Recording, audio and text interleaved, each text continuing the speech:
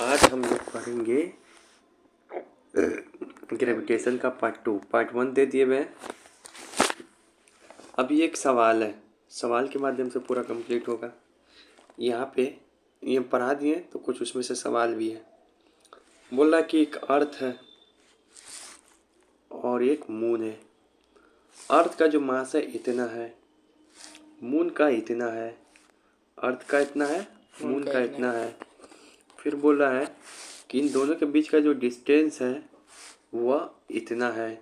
तो आपको फोर्स क्या करना है, फोर्स यहाँ पे कौन सा फोर्स, ग्रेविटेशनल फोर्स की बात बोल रहा है कि अर्थ कितना लगाएगा मून पे, अर्थ कितना लगा, calculate the force exerted by the earth कितना लगाएगा मून पे। तो ग्रेविटेशनल फोर्स का ये फॉर्मूला बताए थे, F=G m1 × m2/r²। जी का वैल्यू एग्जाम में यहाँ पे लिखा होगा, नहीं तो ये याद भी रहना चाहिए कि जी का वैल्यू कितना होता है 6.67 × 10⁻11। और यहाँ पे m1 की जगह पे क्या लिखेंगे, वो मून का m2 की जगह पे अर्थ का यहाँ लिखेंगे। d² मतलब क्या, इन दोनों के बीच का डिस्टेंस कितना है ये। अब उसको स्क्वायर कर दो। अब यहीं पे लिख के अब इसको सॉल्व करें, मेन प्रॉब्लम सॉल्व करना। तो ऐसे एग्जाम में तुक्का ही मारोगे, ठीक है। जय माता दी। पूरा आए सॉल्व करने के लिए तो यहीं तक करके छोड़ दोगे, ठीक है। यहीं तक करके छोड़ दोगे। या फिर एक चीज़ कर सकते हो कि ये सब जो पावर ऊपर वाला है ना, चाहे फिर भी टफ ही हो जाएगा, ठीक है, वहीं तक करके छोड़ देना। लेकिन अगर इजी डाटा रहे तो कटने उठने वाला एक बार ट्राई करना है, ठीक है। यहाँ पे बोल रहा है ग्रेविटेशनल फोर्स ऑफ अट्रैक्शन बताइए इन दोनों के बीच में। तो यहाँ पर भी क्या करेंगे, जैसे ये इजी हो जाएगा। F क्या होता है, G m1 m2/d²।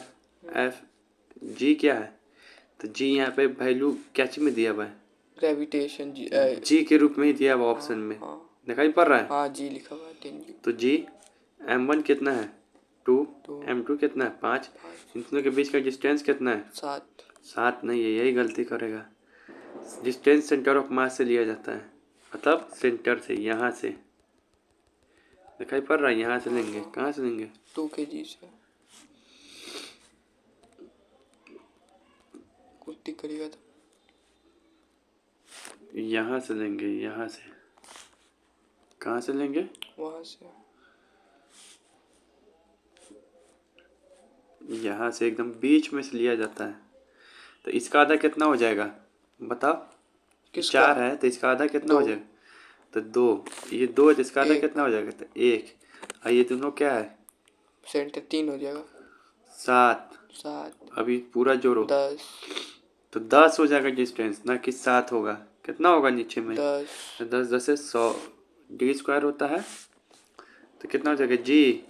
अब बोलो कितना हो जाएगा, 5 दूनी 10, नीचे में कितना हो जाएगा 10 का स्क्वायर तो 100, तो कट गया तो G/10, ये आंसर होगा।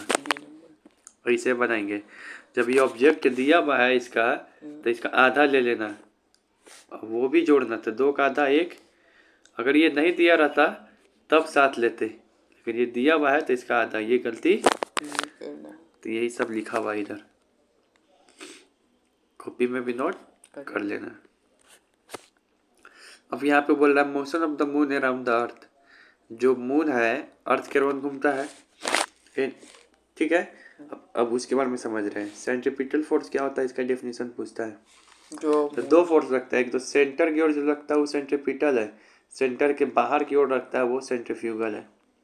तो एनी ऑब्जेक्ट मूविंग, कोई भी ऑब्जेक्ट अगर सर्कुलर पाथ में घूम रहा है तो सेंटर की ओर एक फोर्स लगता है, इसी को क्या बोलते हैं, सेंट्रीपिटल फोर्स।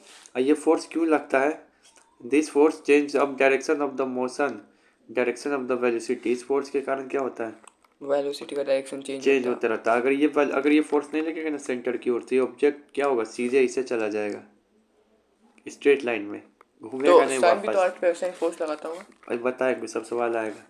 तो ऐसे घूमता इसी कारण है क्योंकि सेंटर है, क्या कर दे रहा है, घुमा दे रहा, नहीं तो ये सीधे चला जाता है इसे, ठीक है। एक बार घूम के कहाँ चल जाता है सीधे। तो यहाँ पे सेंट्रीफ्यूगल फोर्स का नोट करके डेफिनेशन लिख लेना। क्या करोगे? डेफिनेशन लिख लेंगे। अब यहाँ पर है, यहाँ पे यही बात है। अब यहाँ पे सवाल के माध्यम से सवाल को नोट कर लेना। अर्थ जो है अट्रैक्ट कर रहा है मून को। ये देखो वो नहीं, ये भी सवाल है, ये भी अपने आप में सवाल है कि मून जो है अर्थ के अराउंड कैसे घूमता है। ठीक है, सवाल हिंदी में लिख लोगे चाहे इंग्लिश में ट्रांसलेट कर दोगे, how moon revolve around the अर्थ, या मून अर्थ के अलाउंड कैसे घूमता है। ये सवाल हो गया, लिख लिया। उसका एक्सप्लेनेशन सुनो। The motion of the moon around the earth is due to, कुल कुल घूमता है किस फोर्स के कारण? सेंटीमीटर। The centrifugal force. लेकिन ये फोर्स कहाँ से प्रोड्यूस हो रहा है, क्यों जनरेट हो रहा है? द ग्रेविटेशनल फोर्स के कारण। ये जो अंदर में लग रहा है इसको बोलते हैं सेंट्रीपिटल, लेकिन ये अंदर में कैसे लग रहा है? क्योंकि खींच रहा है। सेंटर में लग रहा है फोर्स। क्योंकि खींच रहा है, खींचता ये है, सेंट्रीपिटल फोर्स लग रहा है। तुमको मार दिए, क्यों मारे? अंदर से गुस्सा आया। तो ये सेंट्रीपिटल फोर्स लग रहा है अंदर, क्यों लग रहा है? क्योंकि ग्रेविटेशनल फोर्स खींच रहा है इसको। यदि ग्रेविटेशनल फोर्स नहीं रहता तो सेंट्रीपिटल फोर्स नहीं लग होता और ये क्या हो जाता? मून स्ट्रेट लाइन में चला जाता। मून स्ट्रेट लाइन में चला जाता। तो इसको 3 पॉइंट में से लिखोगे। पहले तो क्वेश्चन ध्यान से फिर सुने, क्वेश्चन लिख लेना हिंदी में ही। सन के अर्थ के अराउंड मून क्यों घूमता है? तो पहला point, the motion of the moon around the earth due to centripetal force. दूसरा point, this centrifugal force is generated due to gravitational force.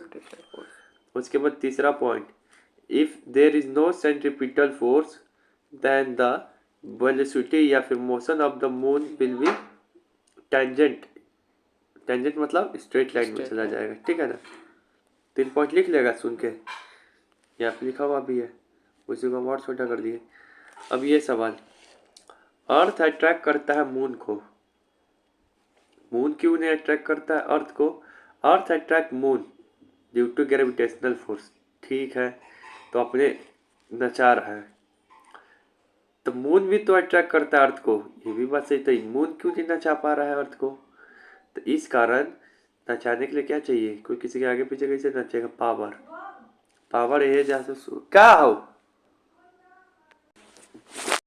तो देखो, मून का मास अर्थ के सामने कुछ नहीं है, इसी कारण अर्थ नचा देता है लेकिन मून नहीं नचा पाता। इसको सिंपली इतना भी लिख सकते हो, because the earth of the mass is more than, लेकिन यहाँ पे लिखा हुआ mass of earth is 81 times of the moon. 81 गुना ज्यादा बड़ा है। यहीं से लिखना, ये हटाओ ये सब बात, यहाँ से लिखना, the mass of the earth is 81 times of the moon. For a given force more is the mass, lesser is the acceleration. So the acceleration of the earth is small, that we do not see any movement in earth towards moon. देखो हो रहा है लेकिन उतना भी नहीं हो रहा है, हम लोग फील नहीं हो रहा। हम लोग भी एक दूसरे को अट्रैक्ट करें लेकिन 0.0000 तो ये समथिंग में कर लिख लेगा।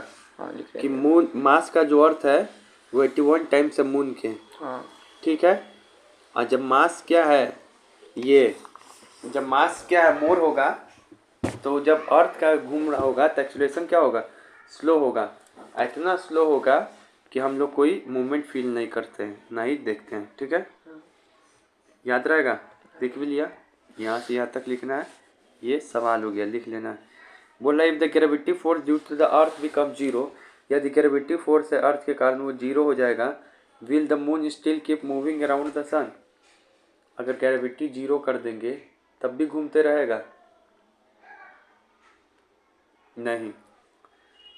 कैसे घूमेगा? घुमा कौन रहा है? Centripetal force. सेंट्रीपिटल फोर्स क्यों जनरेट हो रहा है? ग्रेविटेशनल फोर्स के कारण, तभी तो ये घूम रहा है। ग्रेविटेशनल फोर्स है तो सेंट्रीपिटल फोर्स आ रहा है, सेंट्रीपिटल फोर्स है तभी तो गोल घूम रहा है। अब यहाँ पे सवाल में कर रहा है यही गैप कर दो तो क्या सेंट्रीपिटल फोर्स लगेगा ही नहीं पहली यही बात ना बोला जा रहा है। No, in the absence of force the motion of the moon will go in uniform straight line. तब अंदर के फोर्स नहीं लगेगा, बाहर भागते जाएगा, स्ट्रेट लाइन में चला जाएगा। इसे आएगा इसी हमसे सीधे चला जाएगा। मुझे तुमसे कोई मतलब नहीं है, मेरी नई गर्लफ्रेंड हो गई है, तो वो सीधे चला जाएगा। According to Newton first law, क्यों सीधे तो जा ही रहा था। न्यूटन फर्स्ट लॉ भी क्या कहता है, न्यूटन कोई फर्स्ट बॉडी इनर्शिया। मोशन में है तो मोशन में ही रहेगा, इनर्शिया। कोई बॉडी मोशन में तो मोशन में ही रहेगा। हाँ। तो सीधे जा ही रहा था, लेकिन ग्रेविटेशनल फोर्स के कारण सेंट्रीपिटल फोर्स लगने के कारण नीचे से घूम रहा था।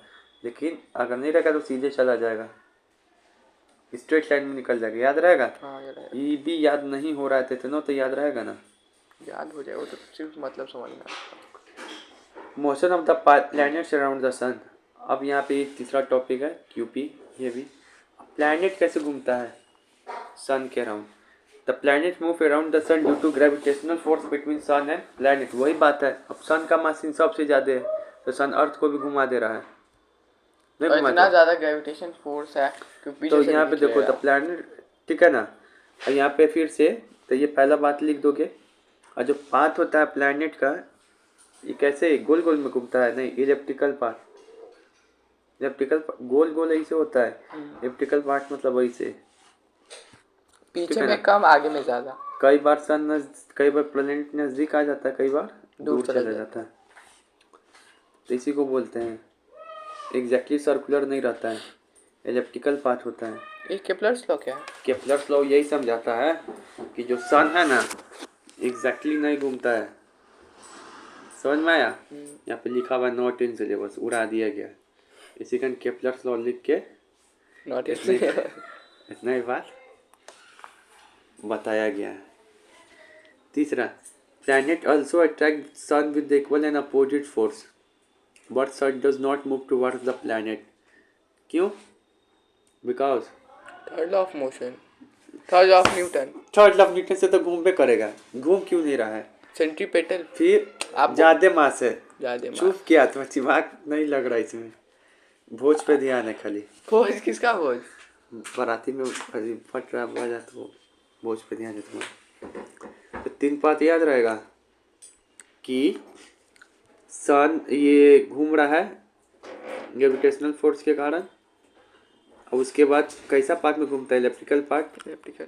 प्लैनेट अट्रैक्ट कर रहा है सन को, दोनों एक दूसरे को, लेकिन सन मूव नहीं हो रहा है, क्योंकि सन का मास ज़्यादा है। सन है ज़्यादा मास। ज़्यादा मास। यही बात यहाँ पे बोल रहा है कि अमीन बाइज, तो वो भी लिख लेना क्वेश्चन करके, ये भी question. Amin buys a gold at the pole. Amin जो है पोल पे एक सामान खरीदता है लोल के साथ, फॉर हिज फ्रेंड्स, मतलब दोस्तों के साथ, दोस्तों के लिए, ठीक है ना। He heads it to he have at the equator. अब उसको इक्वेटर पे ले आता है। Will the friend agree with the weight of the gold bout. यहाँ पे था खरीदा होगा कोई गोल्ड, इसका वजन मान ले रहे हैं कि इसका वजन होगा 10 न्यूटन। अब जो है यहाँ पे ले आया तो इसका वजन क्या 10 न्यूटन दिखाई देगा? नहीं, बढ़ जाएगा। क्या होगा? बढ़ जाता है, घट जाएगा। घट जाता है इक्वेटर पे। इक्वेटर पे जी का वैल्यू क्या होता है? घट जाता है। जी का वैल्यू क्या होता है? घट जाता है। घट जाएगा। यहाँ पे जी का वैल्यू बढ़ जाएगा। तो यहाँ पे वेट नापेगा तो क्या होगा? M G. यहाँ पे वेट नापेगा तो यहाँ भी एम जी होगा, एम तो सेम रहेगा, जी बदल जाएगा। जी बदल जाता, मास दोनों जगह सेम होगा लेकिन वेट बदल जाएगा, because due to change in Change in value of G. At value of G is greater at pole pole and smaller at equator. इधर पगलेट होगा, समझ गया ना? ये लिख भी लेगा। हम यहाँ पे नोट, वेट कोई भी दुनिया का चीज़ ले जाओ, इसका एक्सप्लेनेशन 12th में तुमको बोले थे, इसको नोट करके लिख लेना। वेट जो होता है मून का वो अर्थ के 1/6 होता है। तो क्यों होता है? हम बोल रहे हैं वेट जो होता है मून का वो अर्थ के 1/6 होता है। मतलब कोई भी चीज़ यहाँ पे नापोगे तो 10 kg रहेगा, 60 kg यहाँ पे है, मून पे नापोगे तो उसका 1/6 हो जाएगा कि 10 kg होगा। तो क्यों? मास तो दोनों जगह सेम ही होता है, कहीं पे चल जाओ जी का वैल्यू आधा हो जाता है, 1/6 हो जाता है ना, इसी कारण वेट भी 1/6 हो जाता है। यहाँ पे ये लिखा है weight of the moon is equal to 1/6 of the weight of the earth. क्यों? Gravitational force of the moon of the surface is equal to 1/6 of the gravitational force. कहाँ पे? अर्थ सरफेस के। ये अच्छा बताता, ये चीज़ सही लिखा है कि ये चीज़?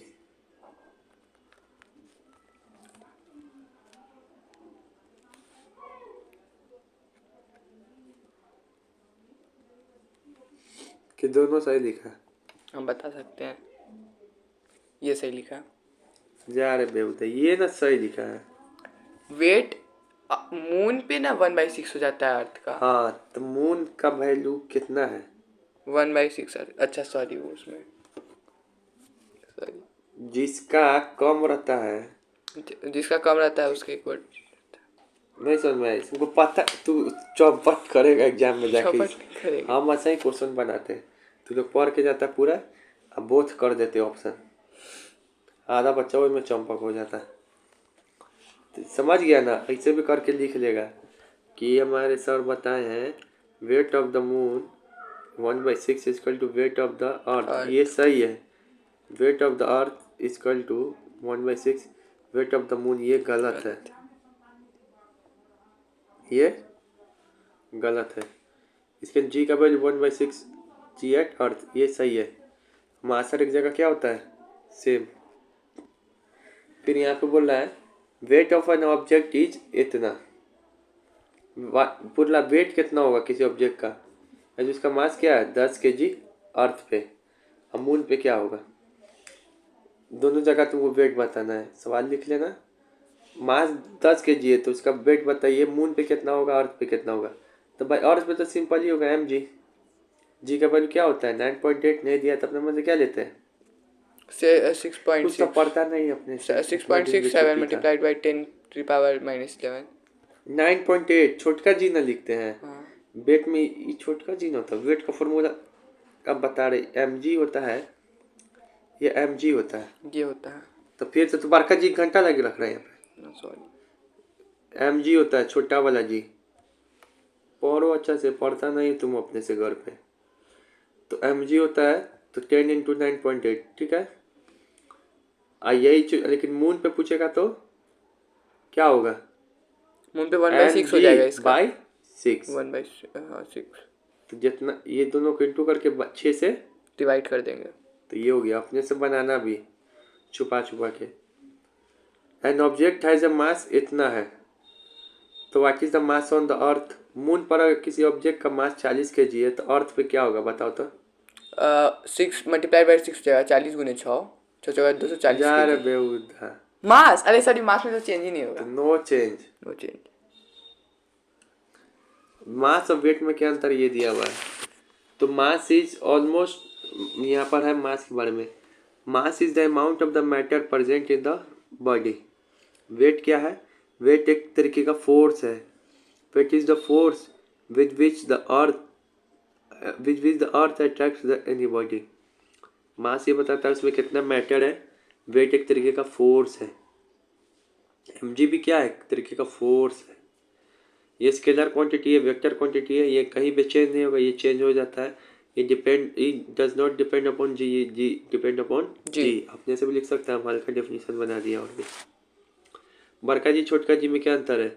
ये यूनिवर्सल बड़का जी यूनिवर्सल कांस्टेंट होता है, इसका वैल्यू ये है 9.8, इसका ये है, इसका वैल्यू सब जगह सेम होगा, इसका बदलते रहता है।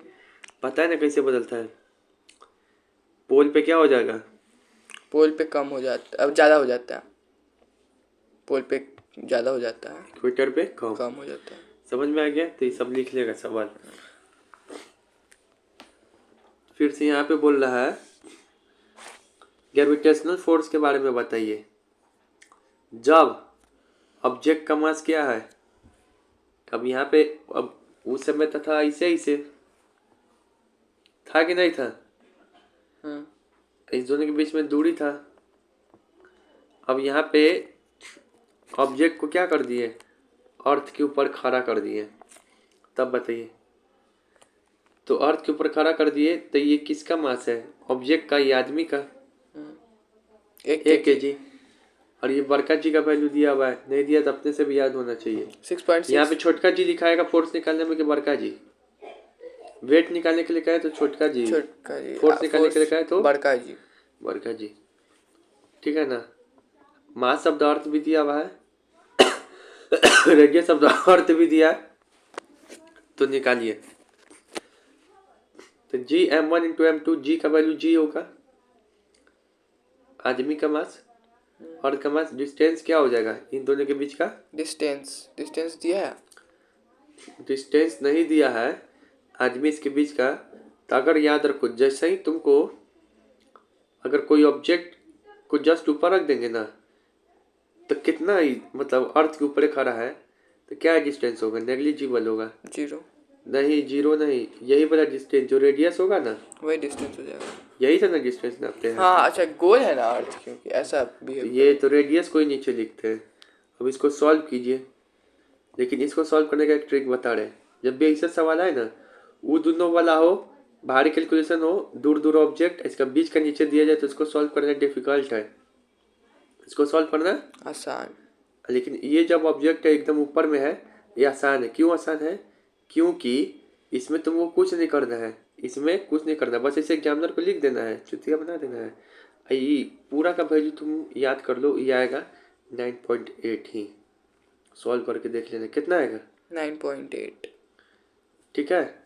जब इस आदमी के बीच का डिस्टेंस नहीं दिया रहा है, मतलब अर्थ के ऊपर है, तो पूरा का वैल्यू क्या आएगा?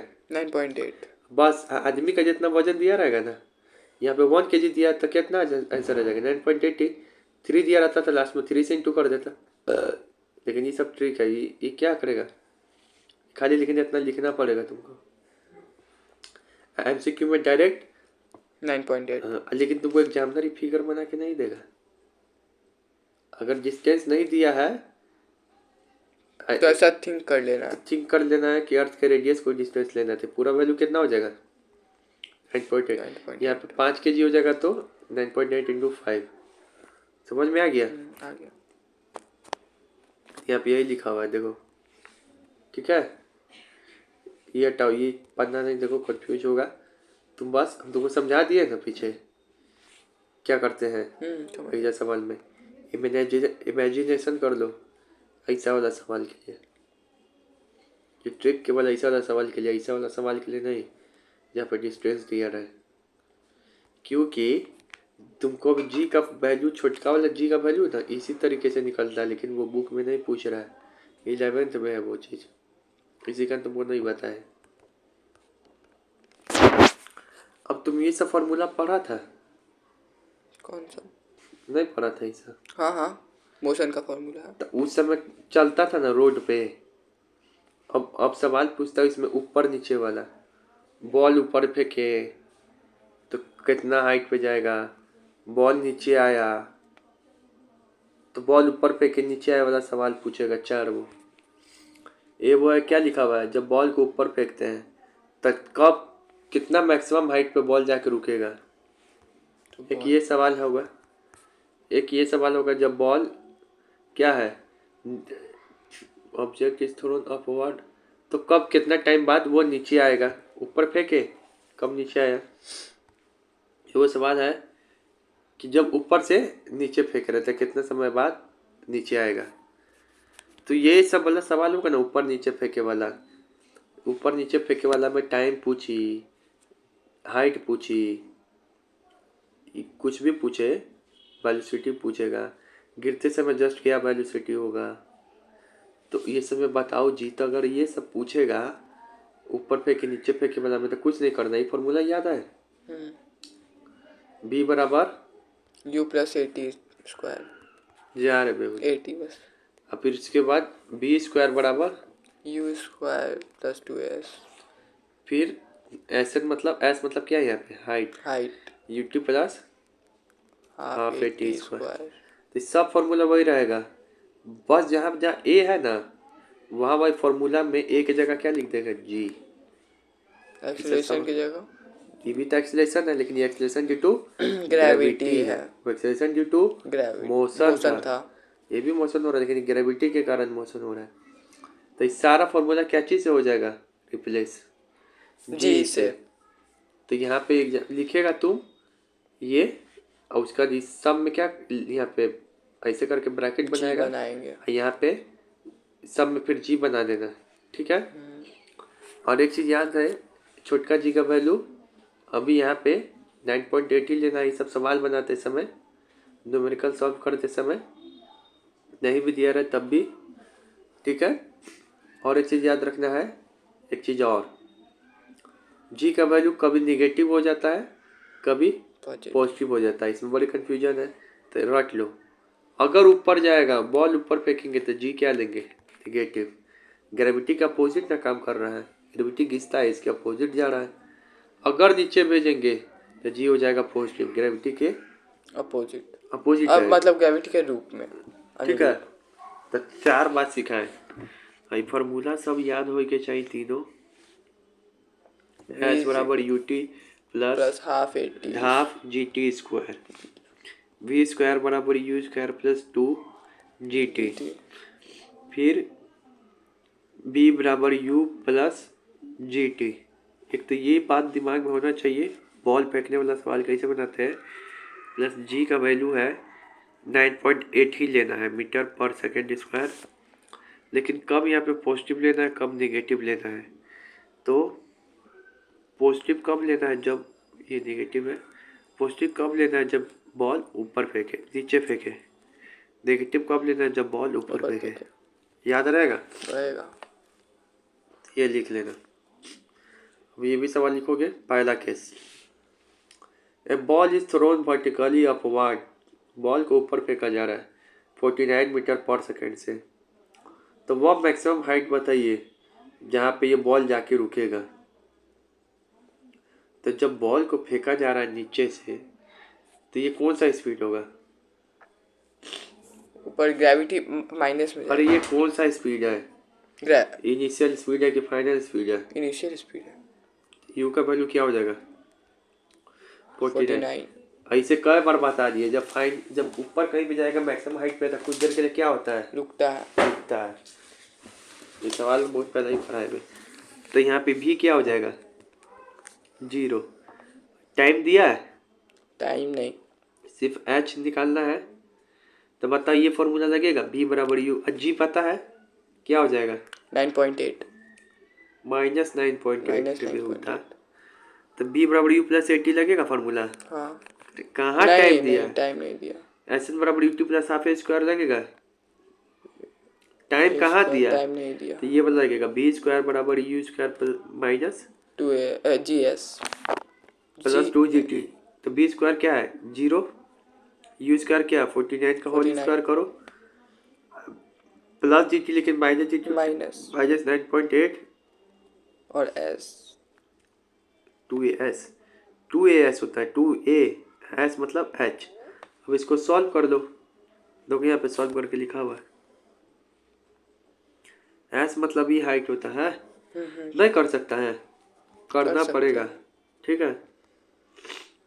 अब यहाँ पे है, जब ऑब्जेक्ट को ऊपर की ओर फेंकते हैं तो कितना देर बाद नीचे आएगा, तो कितना देर बाद नीचे आएगा, तो मतलब क्या पूछना चाह रहा है, नीचे ये टाइम पूछना चाह रहा है। तो ball is thrown vertically upward with the velocity, तो मतलब फेंका जा रहा था, यू क्या हो जाएगा 49। फाइंड द टोटल टाइम, तो क्या पूछ रहे हैं यहाँ पे टी, तो रिटर्न ऑन दिस सरफेस। फिर ए बराबर जी थी पता ही है, टी पूछ रहा है, ये टी पूछ रहा है, ठीक है ना। और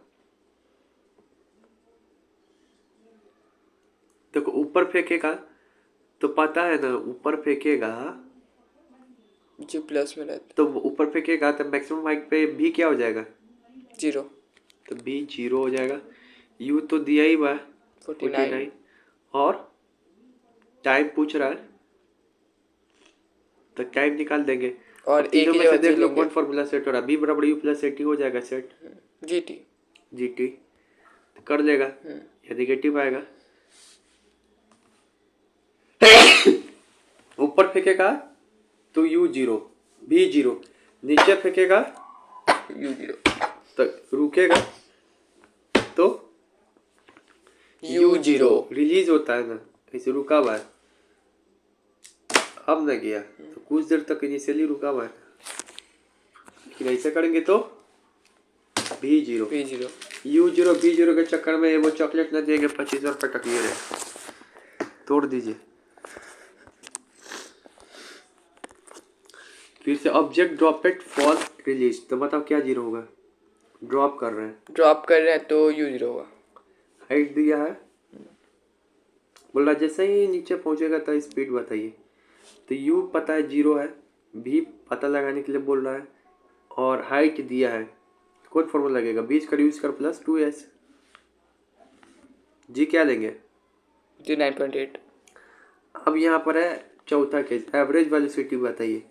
एवरेज वेलोसिटी कैसे बताते हैं? टोटल डिस्प्लेसमेंट कितना हुआ by total time. Total displacement कितना हुआ बाई टोटल टाइम। तो कार फॉल से कार को पटक रहा है, ऊपर से लग रहा है hack mister hacker Indian hacker जो नहीं करता ब्लास्ट, वही से इंस्पायर हो गया क्वेश्चन आंसर बनाए। कार को पटक रहा है ऊपर से नीचे, ठीक है ना। Speed of the striking the ground ये दिया हुआ ये ऐसा नहीं, इसमें कुछ नहीं दिया है। यहाँ पे कार को पटक रहा है और वो पहुंच जा रहा है 0.5 सेकेंड में, तो स्पीड पूछ रहा है तो नहीं निकाल देगा। पटक रहा था U0, B पूछ रहा है, और पटक रहा था U0, B पूछ रहा है, G अपने मन से ले लेते हैं 9.8, T दे दिया 5 सेकेंड, तो नहीं निकाल देगा। V equals to U plus 80। ऐसे ही हाइट नहीं निकाल देगा, अपने से निकाल के देखना, ये S वाला फॉर्मूला यूज करेंगे, निकाल देगा ये। हाँ।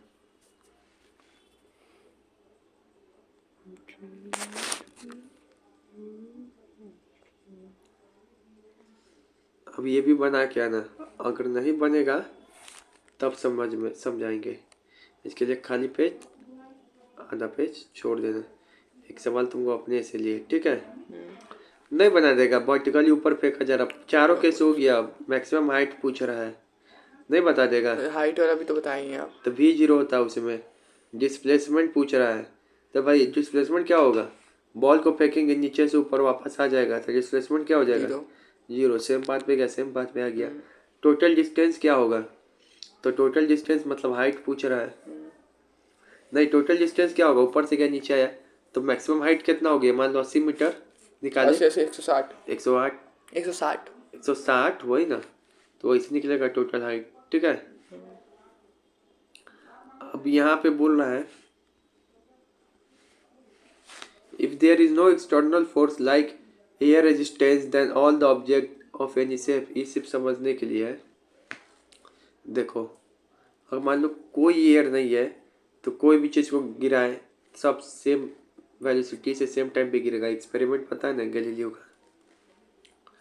अच्छा ये देखो कि ये जो है एक सैंपल पेपर है और एक मोड़ा हुआ पेपर है, कौन जल्दी नीचे गिरेगा? मोड़ा हुआ पेपर। क्यों? क्योंकि सैंपल पेपर नहीं। क्यों गिरेगा मोड़ा हुआ पेपर? दोनों सेम वजन का है। देखो ये जो एक है इसे पेपर, एक इसी पेपर को इसे कर दिए, तो जब ये नीचे जाएगा ना तो ये ज़्यादा हवा को रोकेगा और ज़्यादा हवा इसको क्या करेगा? रोकने का कोशिश। ये कम हवा को रोकेगा तो कम हवा इसको रोक पाएगा। एयर रेजिस्टेंस कम लगेगा इस पे, तो ये जल्दी और गिरेगा। अगर वैक्यूम में करेंगे तो दोनों साथ में गिरेगा। हाँ। अब क्या है? Thrust and pressure. Thrust and pressure, तो प्रेशर क्या होता है? Thrust per unit area. Pressure क्या होता है? Thrust per unit area. Pressure क्या होता है? Thrust per unit area. Thrust मतलब क्या होता है? तो ये लिख लेगा डेफिनेशन। थ्रस्ट क्या है? एक परपेंडिकुलर फोर्स होता है। इस पे हम कर रहा है, इसे मोबाइल रख दिए मंच, तो इस पे जो ऐसे रख दिए, तो ये जो मंच फोर्स लगा रहा है परपेंडिकुलर, वही क्या हो गया? थ्रस्ट हो गया। वही क्या हो गया? थ्रस्ट हो गया। वही क्या हो गया? थ्रस्ट हो गया। तो यहाँ पे थ्रस्ट का डेफिनेशन लिख लेगा, पहला पॉइंट। दूसरा प्रेशर का फॉर्मूला लिख लेगा, क्या होता है? Thrust per unit area. Thrust भी एक तरीका क्या है? फोर्स है। थ्रस्ट भी एक तरीके का क्या है? फोर्स। इसी कारण हम लोग प्रेशर के डेफिनेशन बचपन में पढ़ते थे, फोर्स पर यूनिट एरिया। और ऐसे यूनिट ऑफ प्रेशर क्या होता है? तो इसका निकाल देंगे, प्रेशर का यूनिट क्या होता है, पहले इसका फॉर्मूला देखो क्या होता है, thrust per unit area. Thrust भी अपने आप में क्या होता है, फोर्स, और एरिया है, फोर्स का क्या होता है यूनिट न्यूटन, एरिया का क्या होता है मीटर मीटर स्क्वायर। स्क्वायर। तो मतलब प्रेशर का ऐसा यूनिट क्या हो जाएगा, Newton metre square. Newton metre square कोई क्या बोलते हैं पास्कल, 1 न्यूटन मीटर स्क्वायर कोई क्या बोलता है पास्कल। तो इतना बात याद रहेगा, ये डिफिनीशन लिखेगा, ये फॉर्मूला लिखेगा, और ये ऐसा यूनिट होगा। तो ये प्रेशर थ्रस्ट का। कंप्लीट हुआ। अब इसके ऊपर सवाल, mass of A wooden block, mass of A wooden block kept on A table 5 kg। Wooden block का एक मास है वो कितने पे रखा हुआ है, 5 kg पे। 5 kg के। तो प्रेशर एग्जैक्ट कर कितना होगा टेबल पे, एक वुडन ब्लॉक है 5 kg का, तो क्या बताना है प्रेशर कितना एग्जैक्ट होगा टेबल पे, कितना kg का, अरे बोलो ना रे, 5 kg का है। 5 kg का, तो कितना ये क्या होगा टेबल पे प्रेशर एग्जर्ट। तो प्रेशर के लिए क्या बताया formula, thrust per unit area, area. इसी को क्या बोलते हैं force per unit force area. Per unit. अभी थोड़ा देर पहले बोले हैं न्यूटन बाई। फोर्स को एक और भी चीज बोलते हैं, वेट भी अपने आप में क्या होता है फोर्स, यानी mg लिख सकते हैं। ये जो है अपना वजन ना लगा रहा होगा हाँ, इसके इसके ऊपर ये का चीज लगा रहा होगा, वजन लगाया। तो इसका वजन जो लग रहा होगा ना वो क्या है, वही फोर्स है, फोर्स लग रहा है। वही थ्रस्ट है, चेयर पे हाँ वही है, हाँ तो वही थ्रस्ट है, वही mg है। तो क्या हो जाएगा pressure equal to thrust per unit area, thrust equal to क्या होता है force per unit area, force equal to क्या हो जाएगा फिर mg बाई a। तो मास कितना है 5, g कितना 9.8, a कितना है 1 सेंटीमीटर स्क्वायर, जितना भी दिया हो कहाँ दिया, सेंटीमीटर में दिया है, सेंटीमीटर से मीटर बदलने के लिए क्या करेंगे 100 से डिवाइड, जैसे स्क्वायर है तो 10,000 से डिवाइड, बना के देखना ये आंसर आ रहा है कि नहीं, नहीं समझा, समझे।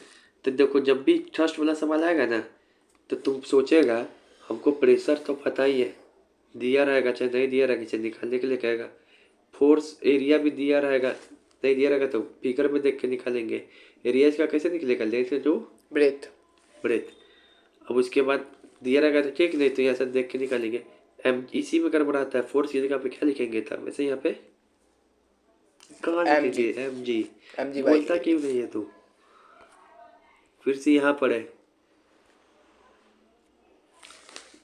तो वो नोट कर लेगा, ये भी नोट करेगा। Why camel can run in a desert easily, camel desert में कैसे इजली रन कर लेता है, सो मत, कैमल कैसे इजली रन करता है, कैमल का पाँव क्या होता है बड़ा बड़ा, हम लोग क्यों नहीं कर पाते थे, हम लोग का पाँव क्या होता है छोटा, तो कैमल का पाँव बड़ा होगा। अच्छा ये बताओ फॉर्मूला बताए, pressure equal to force per unit area, इसमें बहुत सवाल पूछता है।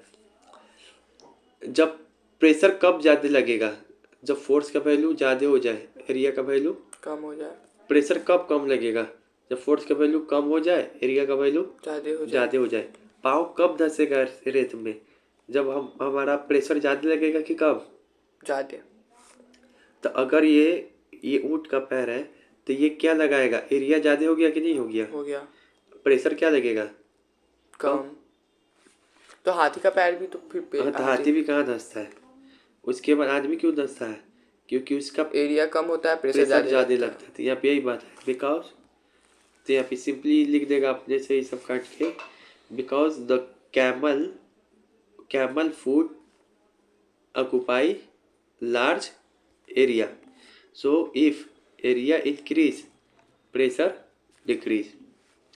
यहाँ पे बोल रहा है जो शार्प एज होता है चाकू वो कैसे काट देता है किसी चीज़ को, तो चाकू अगर बहुत तार रहेगा तो नहीं कटेगा, एरिया बढ़ जाएगा उसका। तो यहाँ पे लिखेगा sharp nice have less area so it exert more pressure. अरे पतला रहेगा तो चट से काट देता है, पतला तो बॉटल को भी सीधे सीधे फाड़ देता है। ये तू खाली वीडियो इमेजिन कर रहा है, साइंस क्यों हो रहा है ऐसा, क्यों हो रहा है ऐसा, क्योंकि प्रेशर कम ले रहा है वो। क्यों, क्योंकि उसका वो पतला सा हो जाता है, पतला हो जा रहा है तो क्या हो रहा है, वो प्रेशर कम ले एरिया कम ले रहा है। तो ये बोलो ना, इतना ही ठीक है आज भर के लिए। ठीक, गुड नाइट। रुको